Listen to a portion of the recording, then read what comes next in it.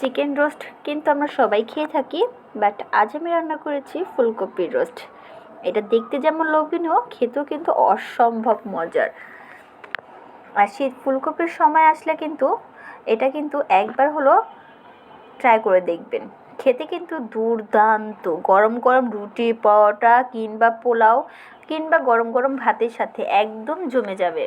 তাহলে এভরিওয়ান, আসসালামু আলাইকুম। সবাই কেমন আছেন? আশা করি সবাই ভালো আছেন। চলুন ভিডিওটি শুরু করা যাক। যেহেতু ফুলকপির রোস্ট রান্না করব, তো ফুলকপিগুলি সুন্দর করে পিস পিস করে আমি লবণ পানিতে ভিজিয়ে রেখেছিলাম প্রায় আধা ঘন্টা। সেটা দেখানো একদম হয়নি। তো তেলটা একদম গরম হয়ে গেলে এখন আমি ফুলকপিগুলি এখানে অ্যাড করে দিব। কোনো মশলা ছাড়াই আমি ফুলকপিটাকে হালকা ব্রাউন করে ভেজে নেব। তো 2 ধাপে আমি ভেজে নিয়েছি, যেহেতু অনেকগুলি ছিল। তো প্রথম ধাপেরটা কিন্তু হয়ে গিয়েছে, তবে দ্বিতীয় ধাপের যেগুলি ছিল সেগুলি এখানে অ্যাড করে দিলাম। দেন সে একইভাবে কিন্তু আমি এগুলি ব্রাউন করে ভেজে নিব। তো ভেজে নেওয়া হয়ে গেলে সেই কড়াইয়ের মধ্যে আরও বেশ খানিকটা তেল দিয়ে এখন আমি বেশ খানিকটা পেঁয়াজ কুচি এখানে অ্যাড করে দিব। দেন পেঁয়াজটাকে আমি হালকা করে ভেজে নেব।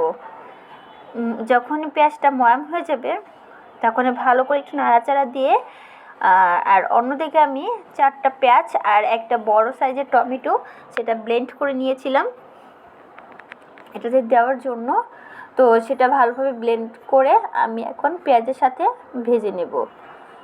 ভাজতে ভাজতে যখন তেলটা উপরে উঠে যাবে তখন আমি এখানে রোস্টের যে মশলাগুলো আমরা ব্যবহার করে থাকি সেগুলি এখানে অ্যাড করে দিব। তো এখানে ছিল মরিচ গুঁড়া হালকার মতো, মানে বেশি একটা না, তারপরে ধনিয়ার গুঁড়া, গরম মশলা গুঁড়ো, রোস্টের মশলা, আদা রসুনের পেস্ট, জিরে গুঁড়ো, বাদাম বাটা, টক দই, এই সব কিছু ভালোভাবে দিয়ে আমি এখন মশলাটাকে কষিয়ে নিব।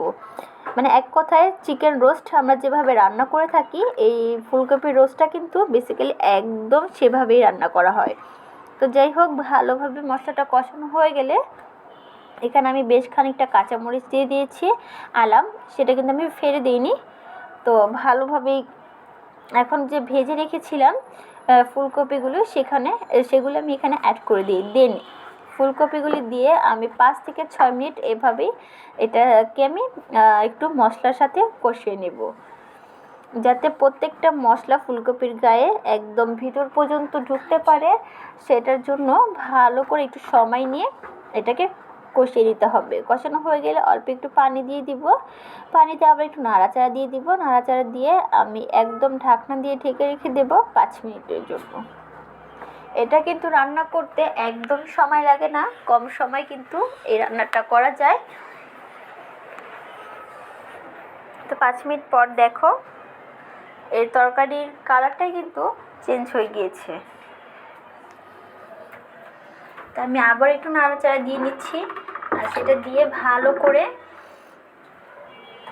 আমি আরও 4 থেকে 5 মিনিট রান্না করে নেব।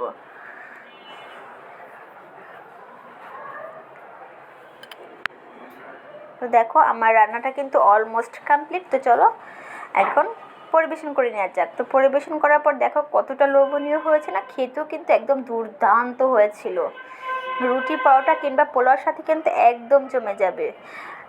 একবার হলো ট্রাই করে দেখতে পারো। ভিডিওটি ভালো লাগলে like, share, comment and subscribe করে পাশে থাকবে। তো আজ এই পর্যন্ত, আবার অন্য কোনো ভিডিওর সাথে নিশ্চয়ই দেখা হচ্ছে। আল্লাহ হাফেজ।